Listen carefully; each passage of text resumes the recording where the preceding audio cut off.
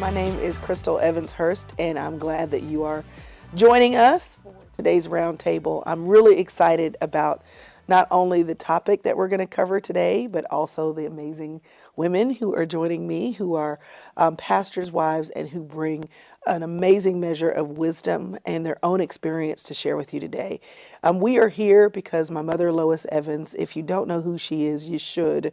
And where you're watching this, there's plenty of content for you to get caught up on what you don't know. But Mom was a pastor's wife for almost 50 years and had a heart for women who were in ministry serving alongside their husband. And there are lots of ways that she wanted to make sure pastors' wives were being served and supported. And having real conversations like the conversation we're going to have today is one of those ways that she would want to make sure that you as a pastor's wife are supported. Now, we know that there are women here who are watching or who are in the chat who are not pastors' wives. And here's what I think. I think that marriage is marriage, but pastors and marriage and those dynamics is like a great dinner with a little extra seasoning. And so we believe that this is going to be a blessing to you if you're not a pastor's wife, but certainly the content that we have today is aimed towards pastors' wives who are like, please, can you help my sister out? And we want to do that today. We're going to be talking about managing marriage and ministry. How do you keep a healthy marriage when the ministry is so demanding on each of you individually, demanding on your family, demanding on your marriage? How you can stay healthy, but while you can also continue serving together with all the demands that the pastorate does bring. And so, again, I'm excited about that, and I want to introduce you to my guests. So, first to my right is Mama Cheryl.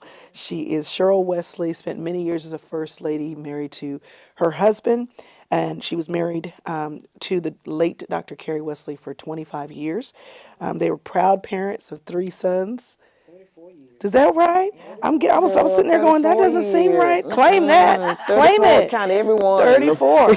Amen. Yes. The proud parents of 3 boys, and Cheryl Wesley continues to serve at the same church in a different capacity, bringing all that wisdom and all that seasoning to other people in the ministry who are serving. And I love that you continue to serve at that same church in support of the next generation. Absolutely. And then we've got Bridget Morris. Now, Debbie Morris was supposed to join us today, but she had a little surgery that ended up making it not the best thing for her to be here. Listen, y'all, sometimes when we have minor things, we just shouldn't go out on the drugs. You know what I'm saying? It's just not a good thing to be on a microphone when you.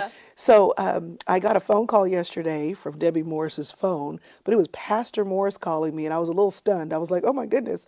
He was so great to give me the update about Miss Debbie, but to also say that Bridget Morris would be joining us today. Bridget is married to James, and it's 11 years that y'all have been married. 15. See, I got to get these numbers right. Come on. And I did them all, so we got to count them. That's right. Come That's on. right. Everyone. So we have 3 children here. They're 12 to, I believe it's 8. Yeah, 8 or 12, 9. 9, and 7. Yes, and been about in ministry full time 6 years. So Yes. So just that beginning of being in ministry and then jumping into the deep end of the waters. Yes. And serving alongside in the praise and worship department, the worship ministry, and then also pastoring women at Gateway Church. So we're glad for you to join us Happy today. to be here. Thank you for having And then me. Stephanie Carter, I'm gonna let you tell me how many years you've been married, so I can make sure I've got it right. How many years? 25. 25 We years. celebrated 25 years last year. And then you've got your 20th ministry anniversary Yes. coming up this weekend. This weekend.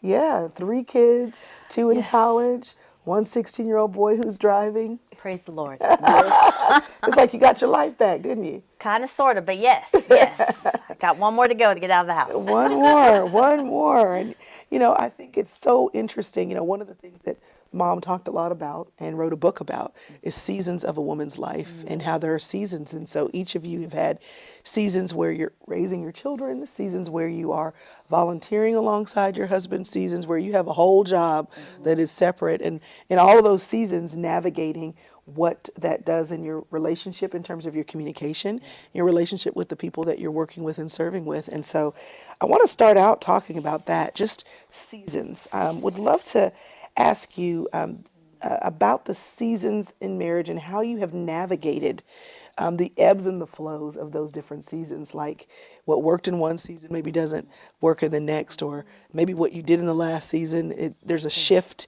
in the responsibilities or the weight that your husband has and how you navigate that. So while you're thinking about your answer to the shift in seasons, I just want to tell our audience that we want to hear from you. We want to hear from you, and if you've got questions, you can drop them in the chat wherever you're watching. But also, if you need to ask a question and you're like, nobody needs to know that this question came from me, you can go to loisevans.org/questions and submit your questions anonymously. And we want to make sure that we're able to answer you and give you a safe place to hear your answers. Okay, so seasons. What have seasons of ministry, Mama Cheryl, look like for you? Wow.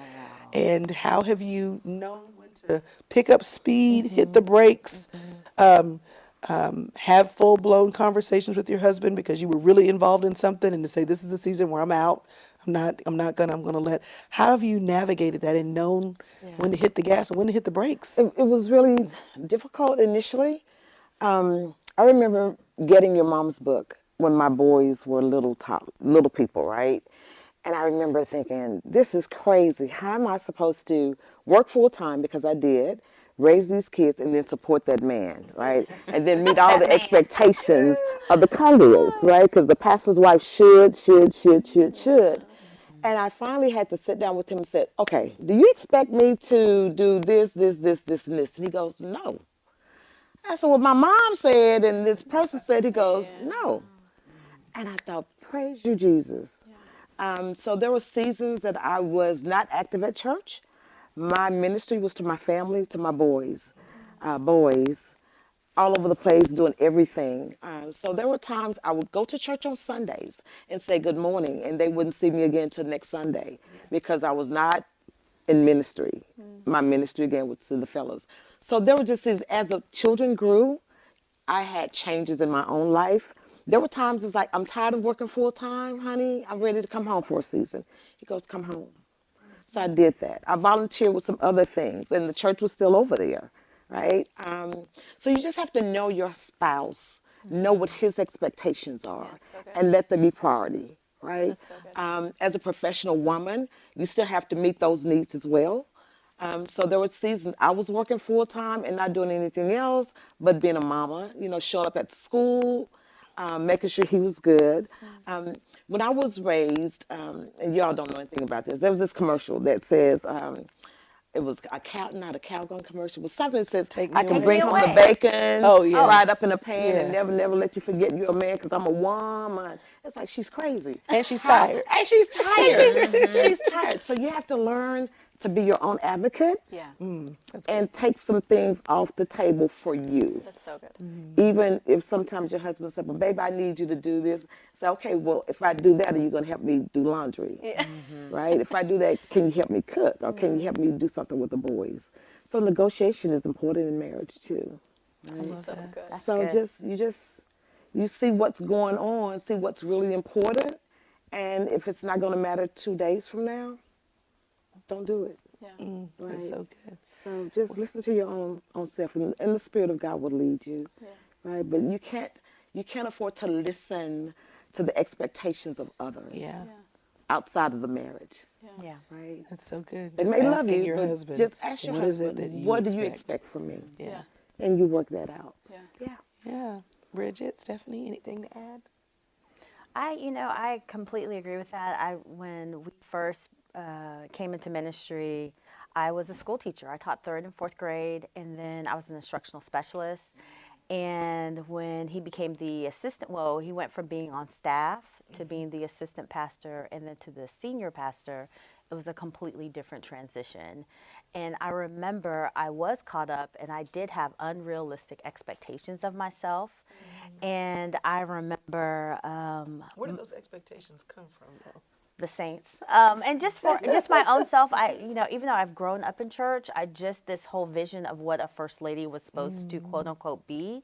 And so I kind of lost myself in a season where I was looking like I was probably about 80 years old, just like how I dressed and so on. And I think I had to go through that process, but then also, just like you said, talking to my husband and getting the expectation, like not what they want, but what do you think? And not even necessarily what they want, it's kind of what I thought.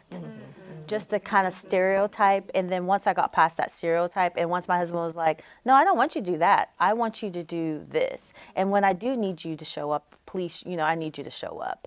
And so on. So yeah, that helped immensely. That's so good. That's so good. Anything to add? I would just say that I like how you said, you had a transition period from being in ministry to then leading in ministry. And that's something that, so my husband and I are we're transitioning with my in-laws. So Pastor Robert and Pastor Debbie are going to be transitioning out, and we're going to be transitioning in. We went through a whole selection process. So that's like, we are their legacy, but we're not them. And so stepping into carrying on what their heart has been for Gateway Church is like, that's a great burden to bear. But at the same time, something that Debbie said to me when she passed women's ministry to me a couple of years ago, I asked her, I was like, now you realize that we are very different, right? Like Debbie is like, her face is just like calm and peaceful all the time. And I've got way too many facial expressions. Like girl needs Botox to like calm this thing down. So I was like, you realize. And she was like, Bridget, of course I realize that, of course I know we're different. But my season, what I needed to do in my season is different than what you need to do in your season. And she gave me the permission to be me. And I cannot tell you the confidence that brought to me, that I know that they are inviting us in, and the Lord has anointed us to do this role because of who we are. And that, we're going to take all the wisdom and all the seasoning from those that have come before us. But God has called us to this, and for them to be so confident and encouraging of who we are in this next thing, that has just brought me so much peace to be able to step in and not feel like I need to be her, because for a second I was like, I don't know. Yeah. We're just so different. How would that work? And for her to say that, so that to me was just a great thing from the generation before into what I'm stepping into so now. It's just great. Such a gift. Yeah. I'm curious before we leave this topic of seasons. There are spring seasons where there's growth. There are winter seasons where there's hardship. And I know that because you lost your husband, that was a different season of ministry. Yeah. And I'd love for you to just speak to those people who are struggling in ministry, or maybe widows who are watching who've lost their husband, and where you were building and growing and what do I do and expectations, but in the season shifting, what wisdom would you add there? So, interestingly, I think the first thing I want anyone to know if you're new to grief is that, number one, God is still there. He's still faithful, and you are enough, right? Your spouse went from labor to reward, but you're still here, so there's still life in you. There's still purpose in you. No, you're no longer the pastor's wife, but you're still God's daughter. And he's gifted you, he's anointed you to do something. But I want to encourage you to rest, to give yourself grace. So often we have these expectations of I should do this or I shouldn't do this. And then we feel guilty. I'm still here and he's not. God has a purpose and a plan for everybody. And so you need to just rest in who God has called you to be. And so often we become so ingrained in who our husband was, that we forget ourselves. So this is a season for you to re-engage with just you and the Lord and just be still before him. But know that there is so much life afterwards. You've poured into your husband, you've poured into the ministry. Now just take a step back and see what God has for you specifically. Y'all, after being out of school for 40 years, I got my master's 42 years ago, I went back to school. That's amazing. So I'm in school now. I've always wanted to go to seminary, right? So I'm in seminary. Come on, girl. I made a 3.9 my first semester. Yes, you did. But just seek God for what's the latter part of your life, right? What's the next piece of my journey? and he will show you what that is. I need you to understand that some things will change, and I'm sure you've experienced that already. So relationships change. There were some people who were there with you and your husband, and you look around and they might not be as present. And you need to know it's okay. It's really okay that they were friends with the couple and you're no longer a couple, but you're not alone. So just know that God is there. There are people there who want to walk with you through this process. But more than anything, give yourself grace. Give yourself time to grieve the loss. Give yourself time to understand that it's a new season, but seasons continue. And you're not done until you're done. So look inside of yourself and see, okay, what do I want to do with me? That's good. Yeah, God will show you. But just take your time. You don't have to rush through anything. And you are enough. You are enough, right? Just know that. So good. So good. We touched on expectations a little bit, and I'd love to know, starting with you, Stephanie, we touched on it a little bit, but I'd love to dig in. When we think about the pastor and what he needs from his wife, what would you say are the things, whether it's in a season gone by or just recently, that you would say your husband's like, this is what I need from you?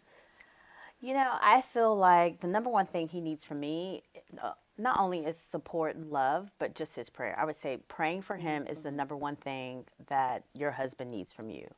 And everybody has a different relationship with their husband, especially if they're pastoring. Some wives can take it and want to know every last detail that's going on in the church. And then there's some wives that, no, I don't want to know, because then I'm going to have to meet them in the foyer and so on.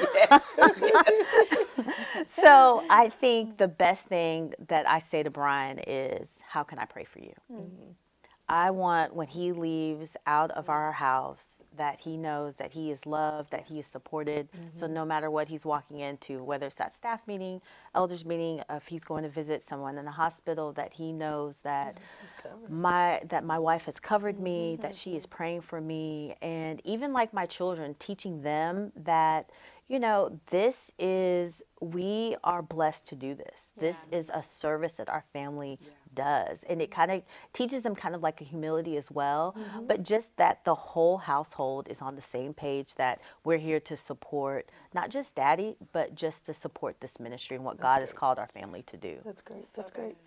I would love to ask you, Bridget, what do you feel like if somebody's wondering, okay, that's great, what the pastor needs from his wife, what do you think, generically applied in your experience, pastor's wife needs from her husband? I would say the support of her ability to flower, like her ability to bloom. And, you know, I think of, in the Bible, Deborah's husband. Like, what an amazing husband he was, that she was able to be a prophet, that she was able to lead in the capacity that she led.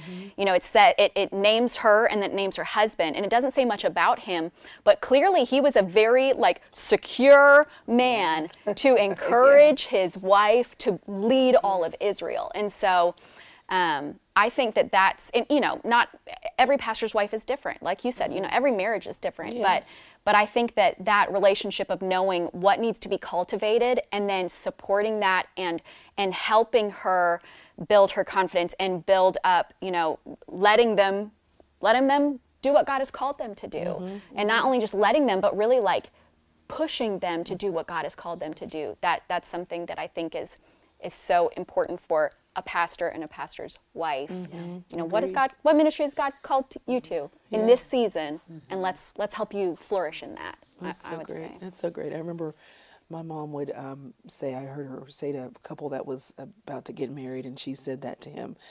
She was a very creative person, and he said, I know that she's going to be a blessing to you, but don't ever let her stop doing the things that bring her joy. Yeah. Like, you know, just let her create, let her paint, let her do all these things so that she doesn't get so wrapped up in the ministry that she loses herself. Yes. And so I love that. Let's talk about conflict. What are the ground rules for conflict where we don't agree? And yes, you want to be supportive, but a part of sometimes being supportive is sharing a point of view that maybe not be, as fun to hear. So what advice would you give, or what counsel would you give to pastors' wives who are in disagreement with maybe a direction that their husband is in and needs to share that, but also wants to be supportive? I would say you have to establish some boundaries. Yes, Yeah. that's so good. And so we have a rule at our house that we don't bring concord here. And I mean, we don't keep it all the time, but consistently we have to make sure that we protect it.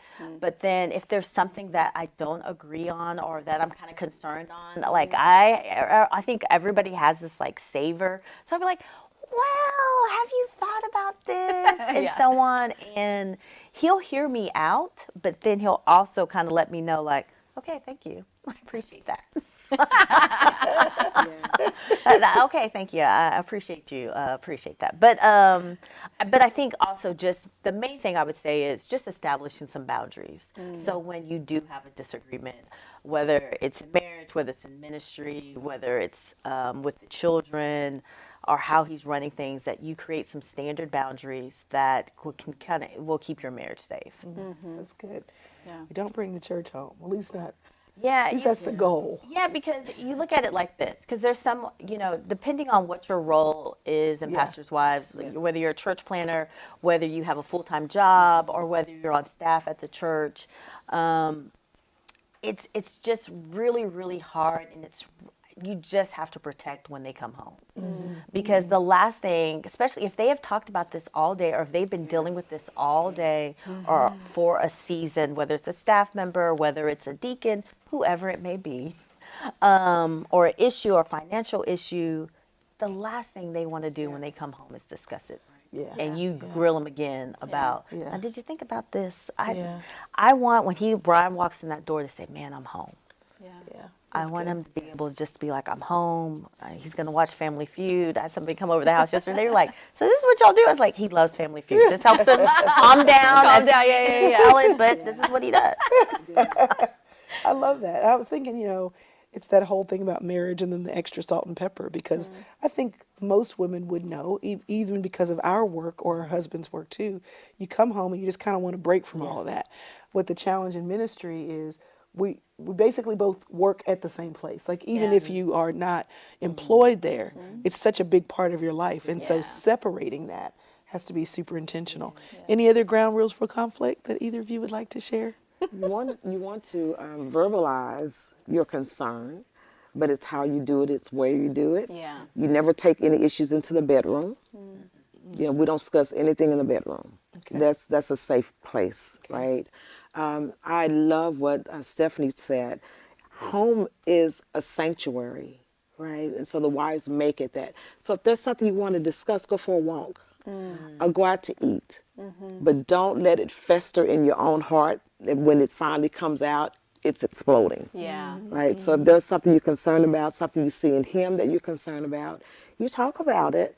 But don't do it on the Saturday night, Friday, Saturday. Choose He's your preparing timing. for Sunday morning, right? Don't do it Sunday morning. Wait until midweek if you can. But you have to address it. But it's how you do it, and you do it in love. You don't accuse him. You just say, hey, I've observed something, or I'm concerned about something. So you don't say, you.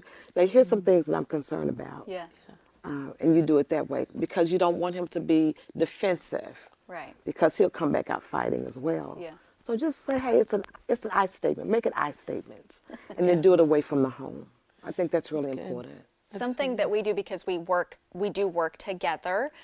Sometimes we will set meetings with each other at work. Now that works for us because we both work there. But we schedule, like, hey, we want a 30-minute discussion time, a meeting. We just schedule a meeting at work. We hash it out there, talk through the issues, and then we walk out of there and done. Moving on. Yeah. So for us, that works because we're both there. But That's great. That's great.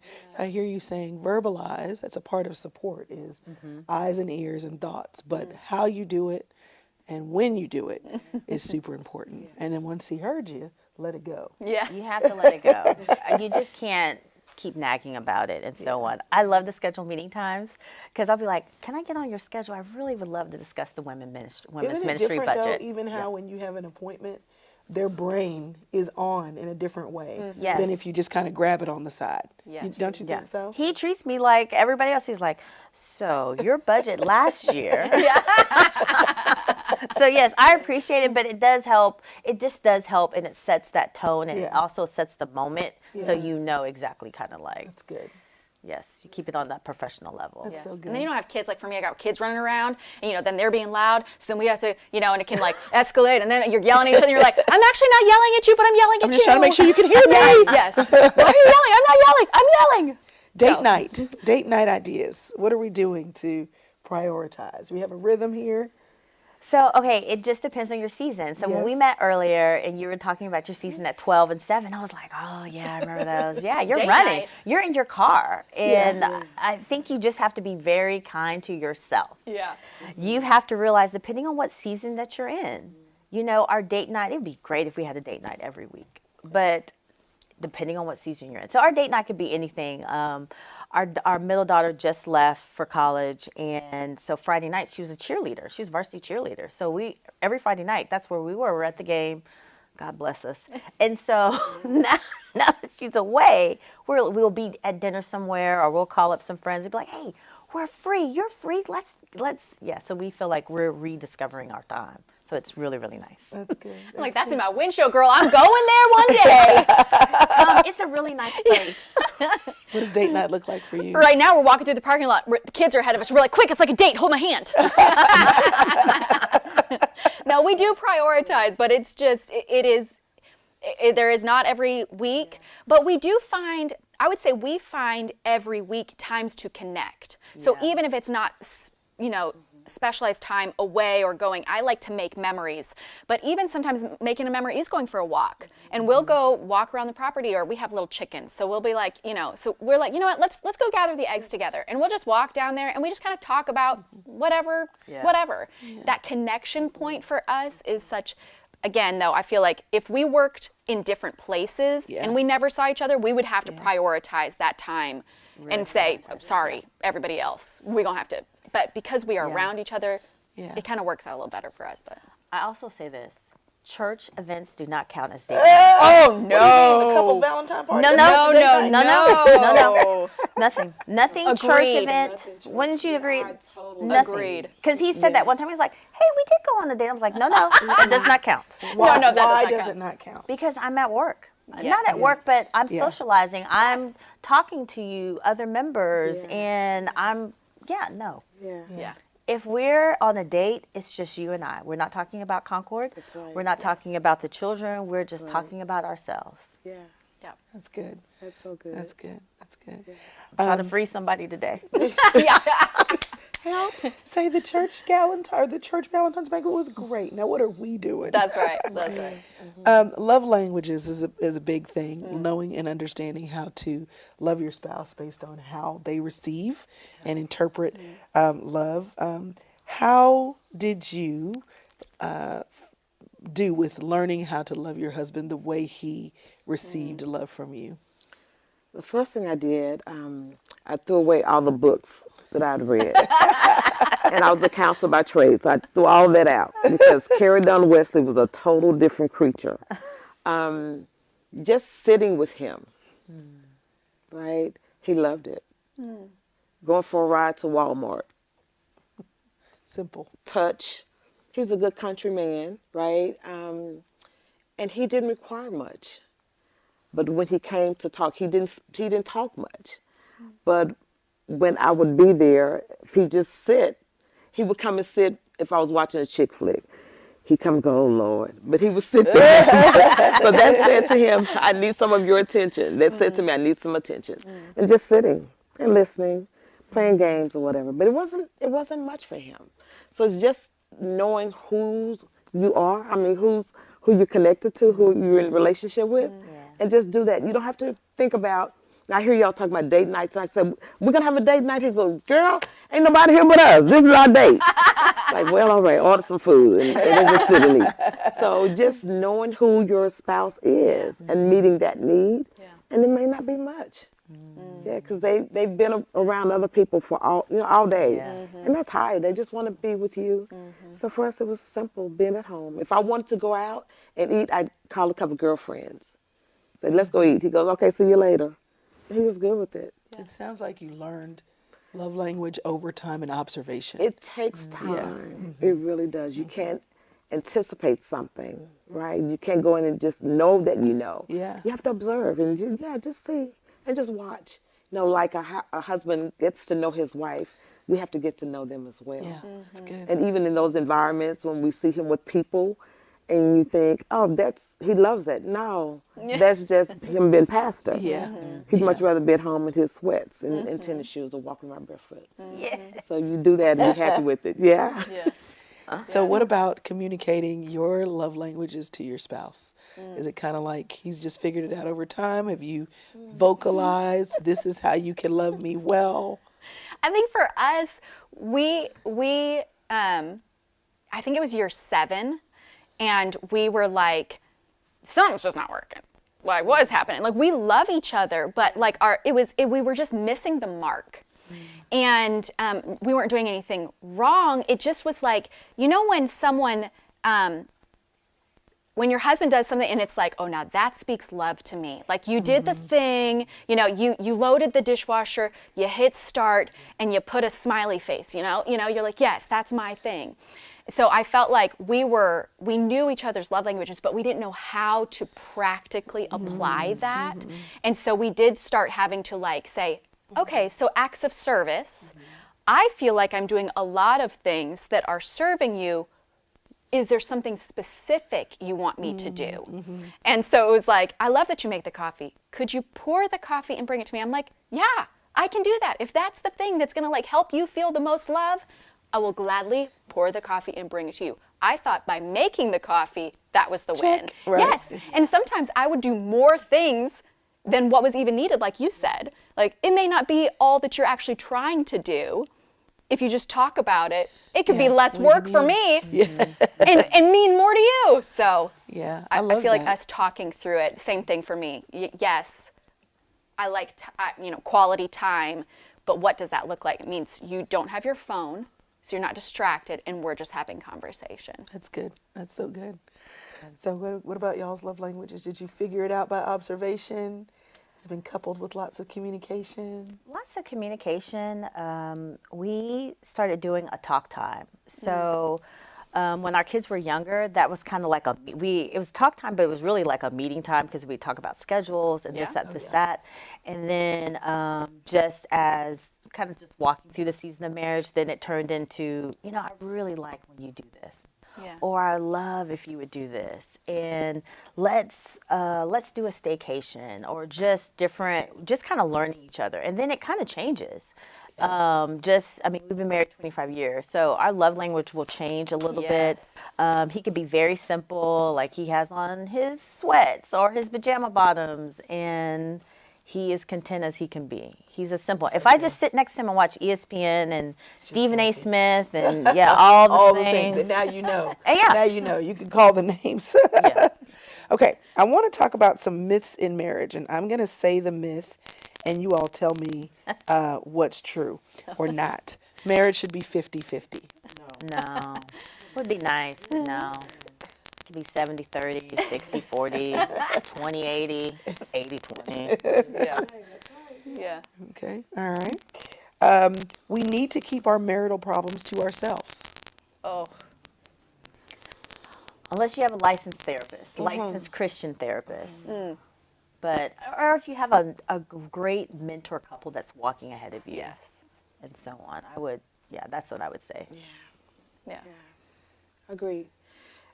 There are seasons when you need help, but you have to be careful from whom you get that help. Be careful to whom you speak. Keep family out of it for sure. But yeah, you need a mentor couple who loves the Lord, who understands, who's willing to walk with you through that, or professional counselor. Other than that, no. Yeah. Be very careful. People aren't always willing to take it to the Lord. They'll take it to others, but not to the Lord and help. Yeah. if I have a daily quiet time and attend church regularly, I'll have a happy marriage. Bless it. Quiet time does help. Oh yeah, no. I know. You have to have your daily talk with Jesus and your spiritual growth. Yes, I would say no. Yeah, I think for me, I know Bible study fellowship was something for me. I did not really focus, not that we didn't have ministry at our church, but just something for my own spiritual growth. Bible study fellowship was a safe place for me. I love Bible study fellowship because you couldn't say, aren't you? Nope. Yes. Don't talk about that here. I love that. And then also even going to another conference, like another women's conference. I was telling you, like Pink Impact was like my favorite women's conference to go to. It was such a safe place. I didn't have to worry about what was going on. So I think just your own spiritual maturity and your own spiritual growth, you have to find that. Okay. All right. What myth did you have coming into marriage that you've had to debunk?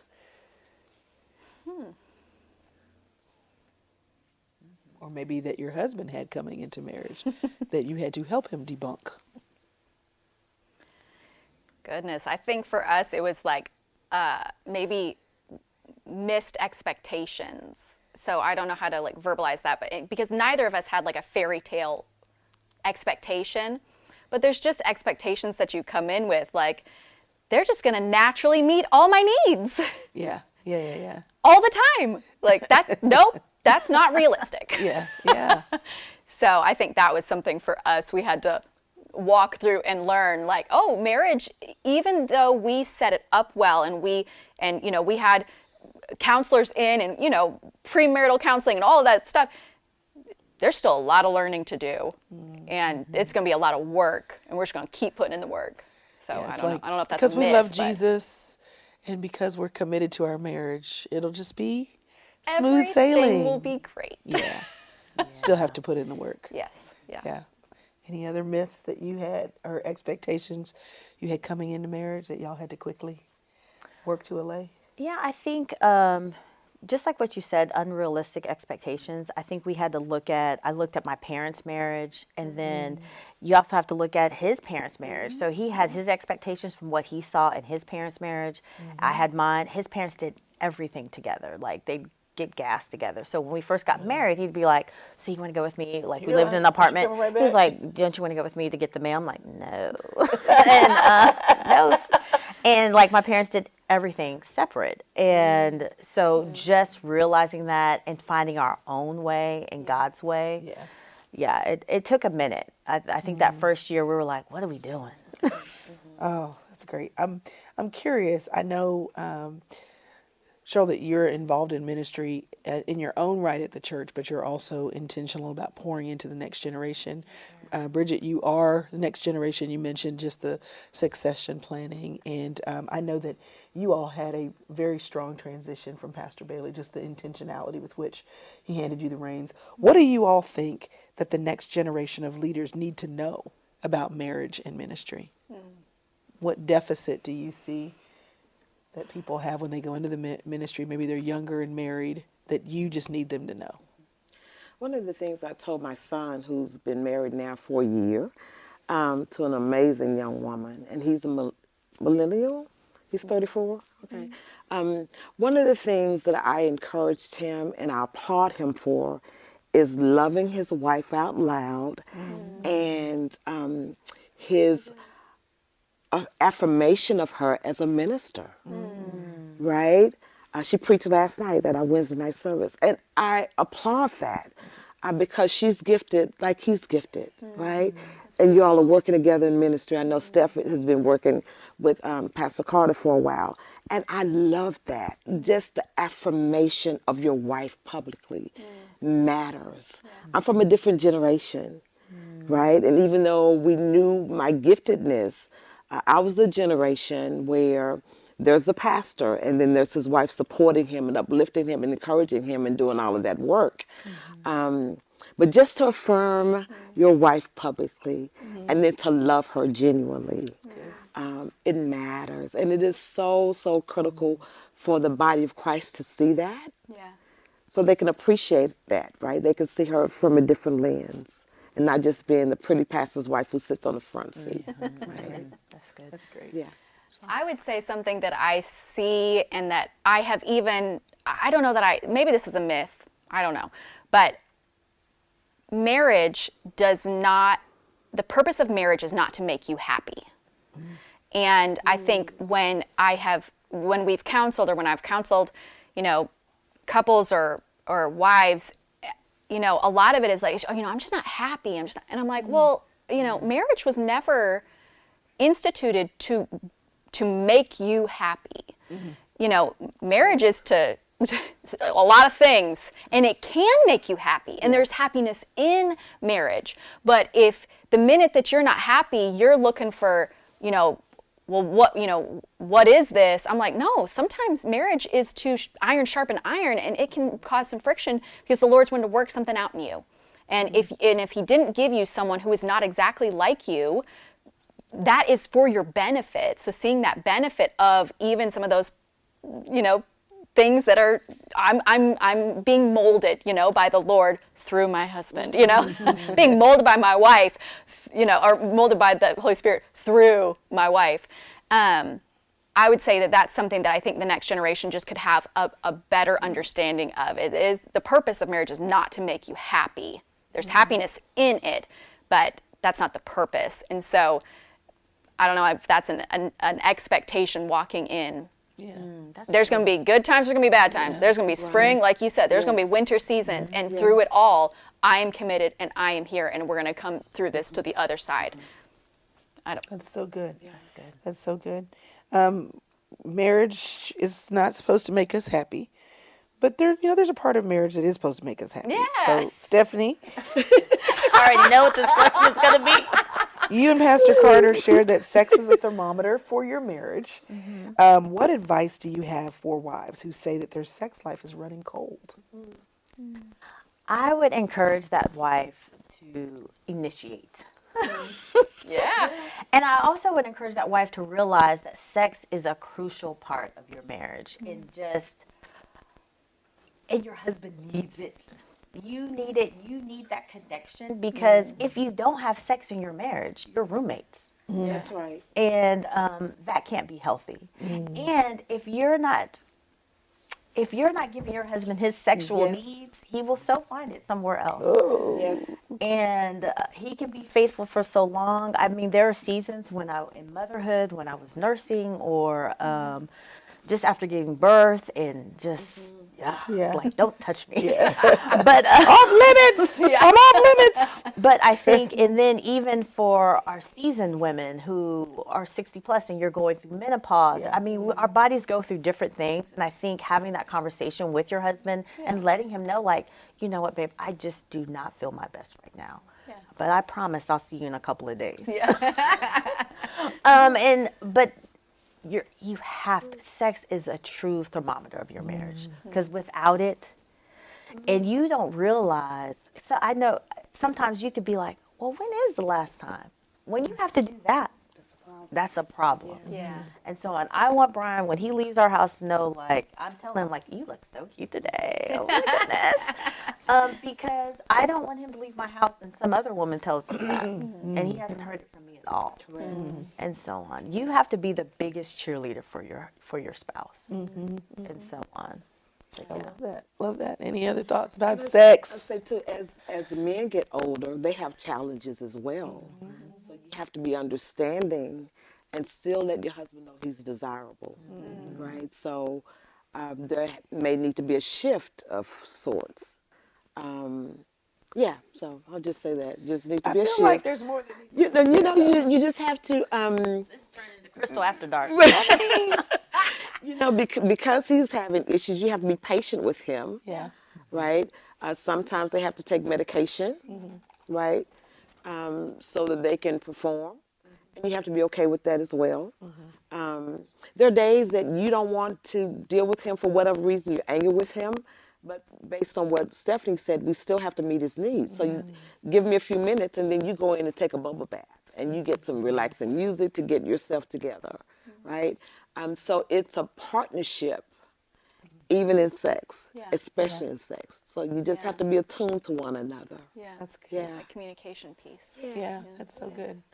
One more question before we start taking some questions from our audience. More than ever, marriages are under attack, and there are wives who we hear from all the time who are struggling in silence. There's no formula we know that is one size fits all for every marriage.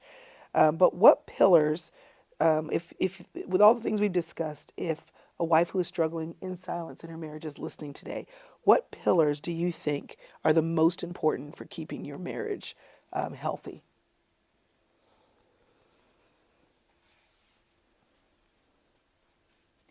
I think you pray for an accountability partner for your husband. I pray for the men that pour into my husband. I also pray for the couple that pours into us and so on. And then there might be a woman out there and she's like, I don't have that, Stephanie. I don't have somebody who is holding. My husband's very quiet. He's very private. He's not going to tell anybody. But you pray for that. But then also, you also pray for a licensed therapist. I believe in therapy. I believe in Christian therapists. And if your husband doesn't want to go, you go. That's good. You have to get the help and support that you need. Yeah. You're not going to get the help and support you need through your girlfriends Yeah. or through somebody else or somebody in the church. I love church. I love church members. I love the saints. But I remember when we first came into pastoring, I had a couple of women like reach out to me and like, I would love to pray for you.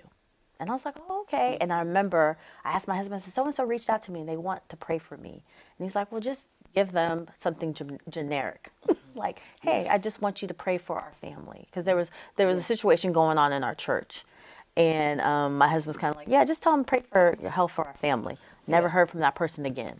So you have to be very careful. So that's why I really strongly believe in therapy. And then I strongly believe in prayer. I've seen God do so many miraculous things through prayer. And I think you have to just stay focused on that. Yeah. But and I know that sister's like, he's doing this and he hasn't changed. But that's why you have to get the help that you need. Yeah. That's good. That's good. Any other pillars? If a woman doesn't hear anything else you say, for her to take this to the bank based on your experience and path of growth in marriage. I would say, like this exactly right here. There's got to be a group of women who can be an encouragement to you around you. So having those, I am younger. I mean, I'm in my mid 30s, so I feel like I'm in this awkward age of like, I'm not so young, like I still got wrinkles, but yet I'm not as seasoned, and we're really stepping in. So I just so value the input and the wisdom of the women that are around me, and my husband the same, and then the couples around us the same. So like if you hear nothing else, I would say like continue to plug in and receive the support that you need in such a healthy way, because there are hardships and there are and sometimes even just a word, like someone could have heard something today that just brings them hope and brings them an ability to kind of persevere through what's going on. But those accountability partners, people who can pour into your life that are not looking for the dirt, but they're genuinely there just to support you. We have personal prayer teams. I don't know if y'all do that or any, but we have teams of people that pray for us, and we only give a few select people. I have my own group now. Right. I learned from that. So yes, I completely agree with that. And that, I would say that changed the game for us as just being in ministry, having those people that we could say, hey, we're going through a hardship. We don't give them all the details, but we are struggling right now. It feels like an extra oppression is on us. Will you pray for us? And then we have kind of larger, but man, the power of prayer. And undergirding, having other people undergird. Not there's only so much prayer I can pray for myself. Sometimes I need to join the faith of somebody else to pray with me. So good. One of the things your mom knew is that the power of bringing pastors' wives together, because we understood one another without even verbalizing it, right? And so by bringing them together, we established generic relationship, not generic, it's really special bonds. And I'm still really good friends with a couple of people. Yeah, that you met through that. Yeah, through that First Ladies Conference. So if you can find another pastor's wife who has a heart for the Lord, who knows the Lord, who has a strong relationship with Him, that would be a perfect person to partner with you during the season. That's great. But I agree with Jesus and therapy. Yes. You just can't do this walk alone. You can't cannot. do That's marriage right. alone. You can't do children alone. You That's can't do right. ministry alone. You cannot do this You alone. cannot. Yeah. You cannot. Well, someone asked a question, and I know we talked earlier about just privacy with your marriage and protection of your spouse.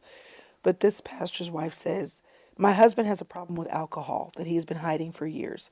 How do I continue to sit on the pew on Sundays, knowing the bad decisions he made the prior night, being overserved? It's a challenge for me to watch him live two lives. He doesn't see his drinking as a problem. What counsel would you share with that woman? So there's a book I was made aware of recently. It's called Dying for a Drink. And the power of that, number one, is pastors' wives, we have a tendency of wanting to cover our husbands. We only want people to see the best in him, right? And that's part of who we are as women and as wives. But the first thing we're told to do in that book is, number one, what I'm saying, take care of yourself. Because if he's an alcoholic and it's a disease that needs treatment, you need to protect yourself, because a lot of times alcoholics become violent, right? So if you know he's been drinking a lot, if he's becoming violent, you need to find a way of escape. It's not that you turn your back on the marriage, but you have to protect yourself and your kids. You need to educate yourself about the disease. And then there is a 1-800 number that you can call. It's Al-Anon. It's 1-888-4-AL-ANON. And it's a support group for spouses of alcoholics, right? So call them. They don't care that you're a pastor's wife. And they can tell you about support groups in the area, because the first thing you have to do is take care of yourself. Physically, emotionally, mentally, spiritually. You pray, yes, but you get the help that you need. And then later on, you will get more resources to help you. But don't nag. Don't, if he has liquor at home, don't pour the liquor out or hide the bottles. Just go get more. Exactly. It's going to make it worse.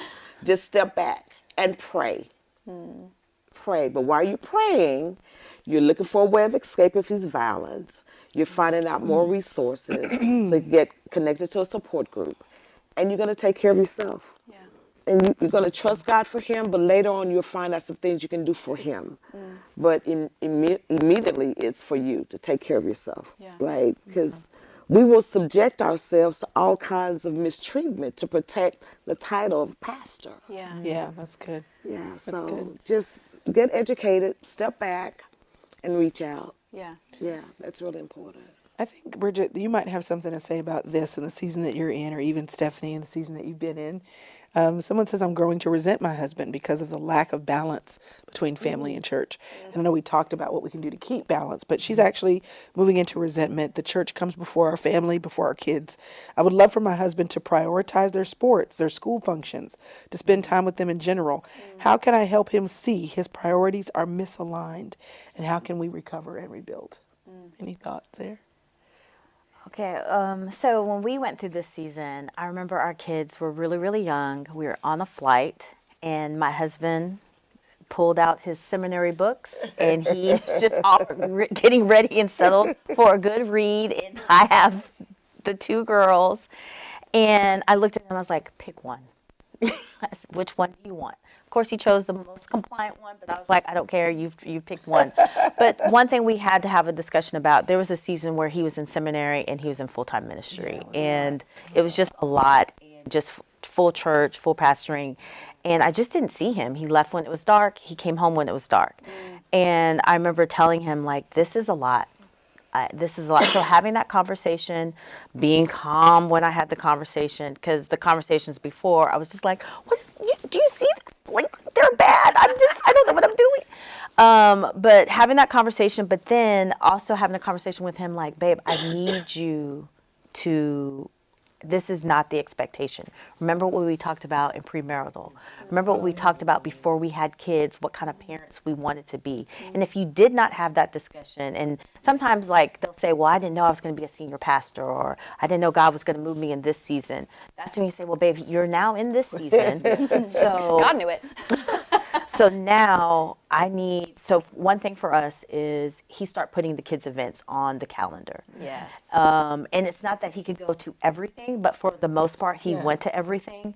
And like my daughter did competitive cheer. That is of the devil. Do not do it. You travel on all the time. I mean, no, don't do it. But anyway, so of course he could not be. That's like a weekend thing. They Yeah. cheer on Friday, Saturday. Sunday. So of course he's not going to be there Sunday, but just that is on the calendar. Like, so just like you have a meeting with so-and-so, you have a meeting at your kids' event and so on. And I think, and it also just kind of lets your kids know, like even before I got on this webinar, I told my daughter, I was like, hey, I'm going to be out of pocket, so I'm not going to take your calls, because our kids know that they have full access to us. So they can call at any time if they call him, if he's in the meeting, and even if I call him. So just establishing those boundaries, because in the beginning he didn't. My husband is a workaholic, and most pastors are. They love it. Yes. They love Jesus. They love their books. They love their books. They love Logos. They love it all. But letting him know, like, hey, remember me? You're the girl, and this is why you don't get any sex, because but You're not here for you're us not too, here. so I don't know how. So just prioritizing those kind of things. I would really strongly encourage you to do that. But you have to have the correct voice, correct tone, and how you bring that up to him. Something that I have found helpful with this, and even a little bit to the last question, is having some other men who can speak into my husband's life, who are pre-decided. So like you mentioned, like there may be someone who's more reserved. Like who, you can ask your husband, who is it in your life that can speak into your life? Because we're all under authority. We are all under accountability. We should all have accountability. So is there somebody in your life that can speak? And it may not be the same person that speaks into you for each one of these things. There's one of our elders, every time he sees James, he says, okay, so how's the family time going? And that, in his accountability to our family is, are you taking time off? Are you spending enough time with the kids? Are you still wooing your wife? So he, and I love it because I'm not the one asking him. Dane is asking him. Dane is the one texting, I see you've been working a lot. Like, what are you taking time off? And so it's somebody else that's, bringing some accountability there. James has other people that kind of just are flagged, like, and they're the ones that are going to ask him about different areas of his life. But having somebody else who can come in and say, like, how are you doing in this area? I think that even helps with some of the alcoholism, or just whatever it is that your husband struggles with, because everybody has a struggle, even if it's working too much. My husband is a workaholic. So if somebody's not saying, you best go home, he'll just put up a cot and never come back. As soon as y'all all leave the office, I can get all the things done that I meant to get done all day long. Yes, exactly. And that, like, no, you're supposed to be home. We're eating dinner. Where are you? So anyway, I think there could be. I was thinking about that when you talked about the alcoholism. I was thinking, like, when my husband struggled with porn for a season. And I remember his accountability partner, his mentor, reached out to me because my husband had to confess to him. And then to make sure that he had confessed to him, his mentor was like, Stephanie has to call me. And then just to have that conversation. But then I think about if your husband, because husbands are very introverted, pastors are very introverted. So then I would say, you know what? Go to who does he look up to? Who installed him in that church and so on? Reach out to them and say, you know what? He's struggling with this. I'm afraid for this. Can you just check on him? Don't let him know that I called. Right. Just tell him it was me. Yeah, can you just check on him and see? But I'm thankful for those accountability partners. I would say if you have if there's a wife who's like, my husband doesn't have that, pray for that. Yes. Pray for the Yes. future husband, the father he is, Yes. the husband he's going to be, and the pastor he's going to be. Yes. I love it. One last question. For different reasons, women maybe with young children as they serve in the ministry, or Yes, hallelujah. yes, or just the season of ministry that they're in, or the ministry combined with work. There are different comments and questions that have to do with just feeling burnt out, always being up at the church and always doing that. So for the woman who's burnt out, one, how do we recognize burnout versus it's just a hard season? Yeah, And then what do I do when I'm actually burnt out? Sit down somewhere. That's what you do. Sit down. Just stop the madness. The issue is you're tired all the time. The passion is gone. You're just doing it out of routine. You burn out. And the reality is people will let you continue Yeah. in that state and say, poor thing, look at her. Yeah. Right? She looks worn, she looks torn, oh my goodness. And they'll keep pulling and pulling and pulling. So you have to be your They'll own talk about you advocate. and then still want more from you. Oh, look, yes. So you have to say, you know what? No. Yeah. And it's okay to say no. Yeah. Yeah. So Like you said earlier, be your own advocate. you have to. Yeah, that's good. Because you want to live after this, right? You want to live for your spouse, for your kids. You want to live, Yeah. and you want to enjoy what God has given you. Yeah. So when you see it coming, you can let your husband know, I need a season off. Not sure what that's going to be, but I need to sit down. And then as I sit down, I re-explore myself, and I do stuff that I want to do for me, whatever that is. And those people who love you are going to support that. Sometimes I feel like we don't want to say it because we're like, well, that means that, maybe I won't be able to. Like, girl, it is better to save your sanity Be honest, than yeah. keep doing the thing you're Yes. doing. Like, be honest. Those that love you will come along and support you and help you get back to a healthy spot. So good. I would just say, even though my kids, they're 21, 19, and 16, when they were young, just being present for them, just being that room mom, just showing up for them seeing your little face or you're putting the goodie bags together, that means the world to them. And I would just say your family is your top priority. If you have young children, they need you so bad. So that if you're homeschooling, if your kid's in public, private, charter, whatever it may be, they need you so much in this season, because I love the church, but the church can make them feel like little superstars. And like my girls were kind of different, but my son, I remember one time I was picking him up from like Sunday school, and he and a couple of other little staff kids were like, yeah, Carson, tell them what your dad does. Your dad's the C. And I was like, I pulled him out and I said, boy, we are here to serve. And I just, because the church will make them feel like little Special cases, the little rules don't special apply, case, yeah. rules don't apply. And I really wanted my kids to have their own identity. I wanted them to have their identity in Christ. Yes. And so that meant sending them to Pine Cove, just a great Christian camp. I love it. Yeah, just sending them away, but just they find their own identity in Christ, Yes. because they're not going to always be at our church and so on. And so when they went off to school, them finding their own church and finding their own identity. But I feel like that's why it's so crucial in this age, from 0 until the time that they leave your house, that not only they find their worth in Christ, but just their identity in Christ and not in the church. That's so good. But we all need to make sure that we have clarity about our identity in Christ, and that is for us as individuals. It's for us as wives, and it's definitely for us as pastors' wives, that we're able to know who we are in Him, and then prioritize His calling individually for our lives. And then, of course, when you're married, you're prioritizing the calling of the Lord on your family. And so, we hope this conversation has been helpful to you. Just some realistic, real talk about what it is to be married, and combine that with ministry. And to fight for yourself because you're God's daughter, to fight for your marriage because you're your marriage is important in the kingdom, and also to fight for God's people, but to keep everything in correct order. To keep it in correct order. We want to make sure that you know that this is one of the many things that we do at the Pastor's Wives Ministry through the Urban Alternative to serve and support you. Real conversations about real things, and having women who are willing to say what needs to be said and to be vulnerable even about their own lives in order to do that. But we want to make sure that you know about some other ways that are available for the Pastor's Wives Ministry to serve you. The first thing is there is a Facebook group. You can go to loisevans.org/Facebook group to connect with other pastors' wives, to have ongoing conversation, prayer, and to ask questions, very similar to the questions that we ask today. Also, continue to share your questions. You can go to loisevans.org/questions, and we'll take those questions and continue to look at how we can create a forum where those questions are answered, where you're hearing wisdom from women who are in different seasons of life, but who are willing to share those answers with you. If you want to watch this after the fact and all the other videos that we've put together for you, you can go to loisevans.org/YouTube.